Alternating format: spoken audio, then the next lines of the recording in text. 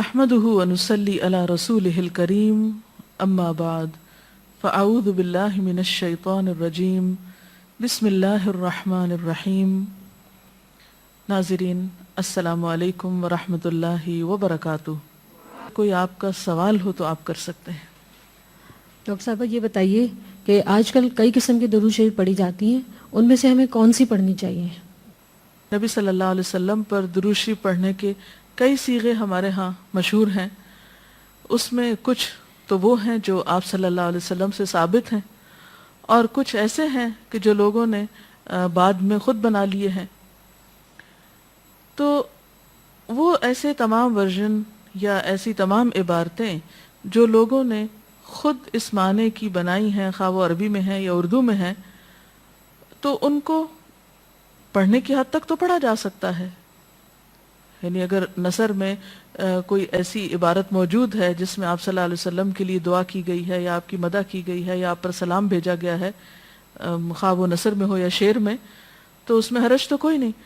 لیکن وہ چیز جو خود آپ صلی اللہ علیہ وسلم نے ہمیں سکھائی اور جو آپ کی طرف سے ہمیں ملی، اس کا مقام باقی ہر انسان کے کلام پر کہیں بلند ہے، کہیں زیادہ فائدہ مند ہے.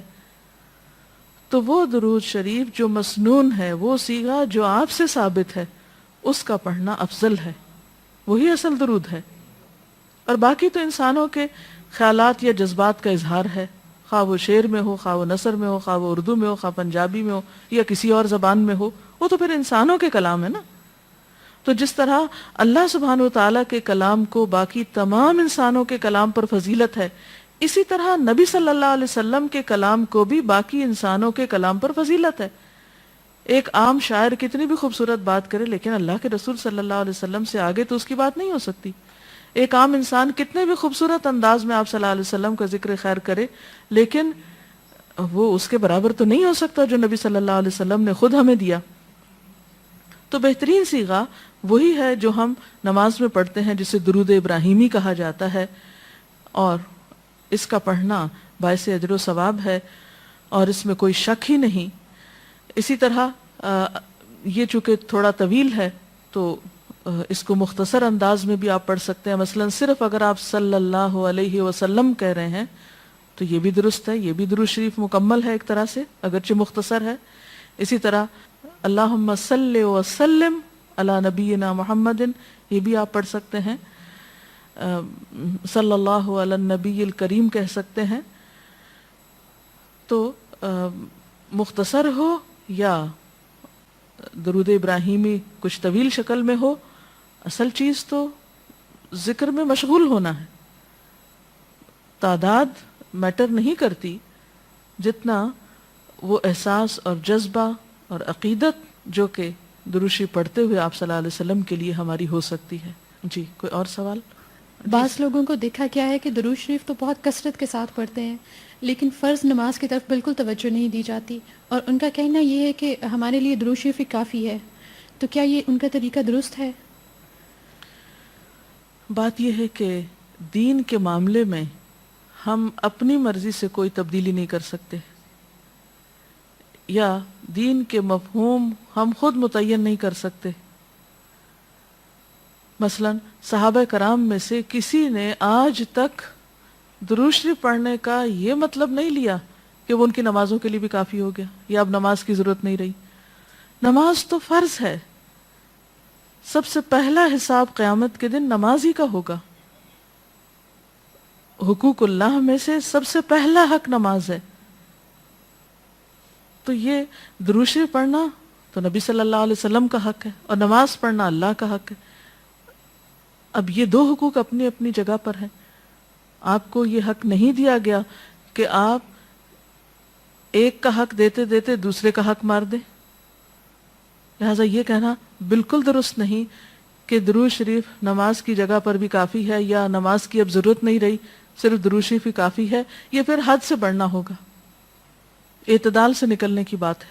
تو ہمارا دین ہمیں اعتدال سکھاتا ہے، ہر چیز اپنے مقام پر ہی خوبصورت ہوتی ہے. جی کوئی اور سوال؟ مومن جو ہے وہ جنت میں جا کر کیوں حسرت کرے گا، حالانکہ مومن کا تو مقصد یہی ہوتا ہے کہ وہ جنت میں چلا جائے، پھر بھی مطلب وہ کیوں اس پر حسرت کرے گا؟ اب دیکھیے دنیا میں بھی بہت دفعہ ایسا ہوتا ہے کہ مثلاً ایک کھلاڑی ہے، بہت اچھی اس کی پرفارمنس ہے، ٹیم کامیاب بھی ہو جاتی ہے، لیکن اس کے باوجود اگر کہیں کوئی کمی رہ جائے تو اس پر حسرت بھی ہوتی ہے کامیابی کے باوجود. مثلاً ایک طالب علم بہت اچھی پوزیشن امتحان میں حاصل کرتا ہے اور اس کے ساتھ بعض اوقات اس کو افسوس بھی ہوتا ہے کہ اگر میں تھوڑی سی محنت اور کرتا تو میں فلاں مقام پہ پہنچ جاتا.